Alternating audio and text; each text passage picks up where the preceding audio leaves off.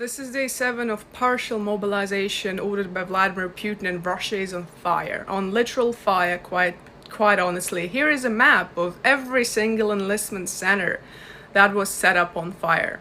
A man in Ryazan also set himself on fire, claiming that he does not want to go to fight in Ukraine. And a young man from the city of Irkutsk killed a military officer by shooting at him in an enlistment center. So the response seems to be fairly severe. On top of that, very violent protests in Dagestan organized by Dagestani women who quite literally were chasing after a police officer, which is something that, as someone from St. Petersburg, and we have a lot of police, we have a lot of military constantly beating us up, is very inspiring to see. And I really hope that more people that will see that protests can be successful will take it out on the streets.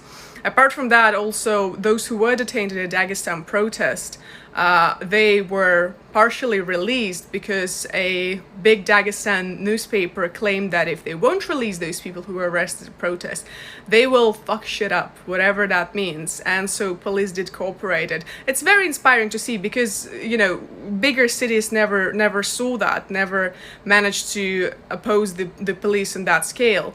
On top of everything, we have crazy mass migration.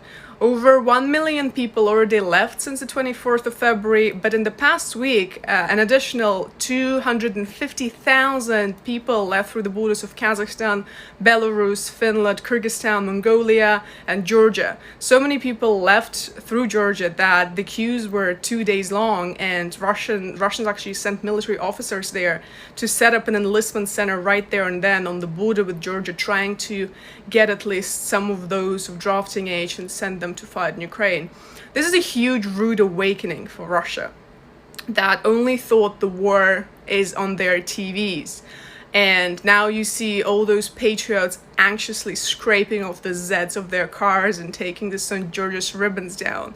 So Putin did betray his pro-war people who thought that only professional fighters are fighting in Ukraine, that there won't be mobilization, and you know, they thought they will always be sitting on their asses in the comfort of their home. But now it seems that they have to accept that he lied to them once again, because he always does. And it seems like it is a beginning of a much stronger anti-government movement, and hopefully beginning of something bigger. Not a revolution, but you know, that's a start.